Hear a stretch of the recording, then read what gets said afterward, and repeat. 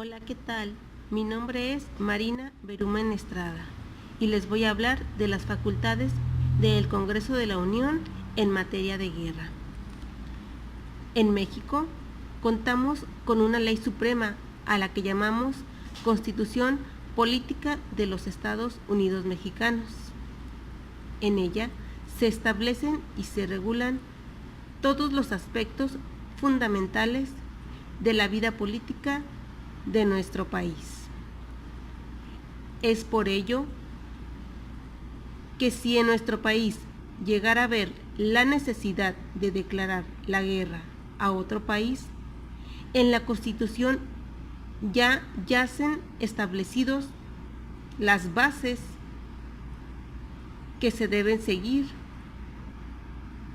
para este proceso. Este procedimiento, a su vez, consta de 3 fases. La primera, que es la iniciativa de guerra. La segunda, la declaración de guerra.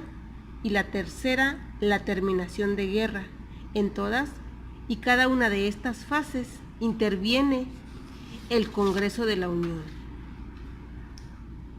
La primera, que es la iniciativa de guerra. Para dar fin o frente a una catástrofe de esta naturaleza, como lo es la declaración de guerra, se requiere que se expida una ley. Esta ley, según el artículo 71 de la Constitución Política de los Estados Unidos Mexicanos, las autoridades que están facultadas para iniciar leyes y decretos son las siguientes: el presidente de la República, el Congreso de la Unión, conformada por los diputados y senadores, las legislaturas de los estados y la legislatura de la Ciudad de México. Si en México llegara a haber una guerra, los habitantes del país tenemos la obligación de alistarnos y servir a la Guardia Nacional, defender nuestro país, defender nuestro honor, defender nuestra patria y defender nuestro territorio.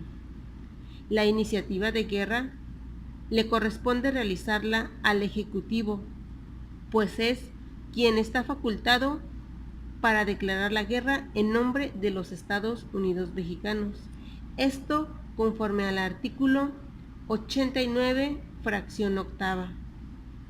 Esto será previa ley expedida por el Congreso de la Unión, en la que se determinará todo lo relativo al trámite que se debe de seguir a esta ley expedida.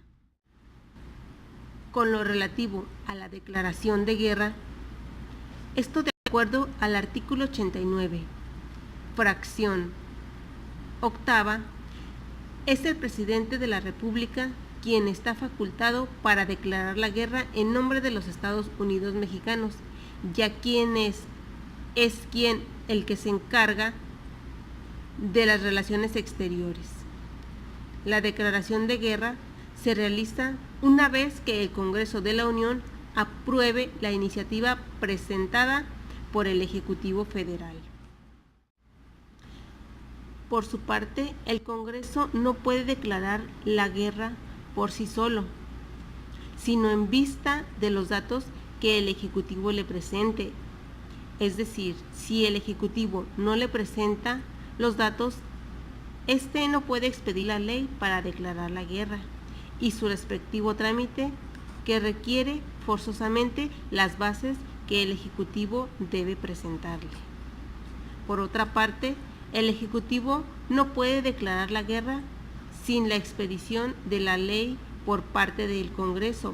Esto quiere decir que se requiere de un trabajo simultáneo entre los dos poderes, el Ejecutivo y el Legislativo. La terminación de la guerra. La terminación de la guerra le corresponde al presidente de la República con aprobación del Senado, para dar por terminada la guerra. Una vez que el conflicto terminó, se realiza un tratado firmado por el presidente de la República con la ratificación del Senado. Es decir, el Congreso aquí también participa a través del Senado de la República. Con esto nos podemos dar cuenta de lo importante de las facultades del Congreso de la Unión en materia de guerra, pues éste interviene en todas y cada una de sus fases. En la primera, que es la iniciativa de guerra,